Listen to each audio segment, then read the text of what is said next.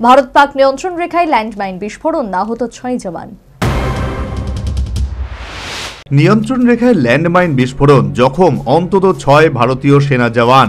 তড়িঘড়ি তাদের হাসপাতালে নিয়ে যাওয়া হয়েছে, সেখানেই তাদের চিকিৎসা চলছে। প্রাথমিকভাবে মনে করা হচ্ছে অসাবধানতা বশত দুর্ঘটনার জেরেই এই বিস্ফোরণ। প্রসঙ্গত এর আগেও 2023 সালের সেপ্টেম্বরে ওই এলাকাতেই অ্যান্টি পার্সোনেল ল্যান্ডমাইন বিস্ফোরণে এক সেনা জওয়ানের পা উড়ে গিয়েছিল। এবার ফের জখম হলেন 6 জওয়ান। জানা গেছে সীমান্তবর্তী এলাকায় অনুপ্রবেশ রোখার জন্য ল্যান্ডমাইন পাতা থাকে।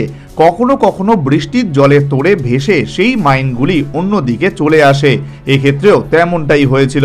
অসাবধানতা বশত সেই ল্যান্ডমাইনেই পা ফেলে রাখলেন জওয়ানরা, তাতেই দুর্ঘটনা ঘটে যায়। তবে পাক জেহাদিরা ছক কষেই নাশকতার জন্য ল্যান্ডমাইন পেতে রেখেছিল কিনা তা খতিয়ে দেখা হচ্ছে। সংবাদ সংস্থা সূত্রে জানা গিয়েছে, মঙ্গলবার পাক অধিকৃত কাশ্মীর নৌসেরা সেক্টরের খাম্বা দুর্গের কাছে টহল দিচ্ছিলেন গোর্খা রেজিমেন্টের জওয়ানরা। সেই সময় বিস্ফোরণ ঘটে, 6 জন জওয়ান আহত হন। তড়িঘড়ি তাদের নিকটবর্তী হাসপাতালে নিয়ে যাওয়া হয়। প্রাথমিক চিকিৎসার পর তারা সকলেই সুস্থ রয়েছেন বলে খবর। National bureau report, news vanguard.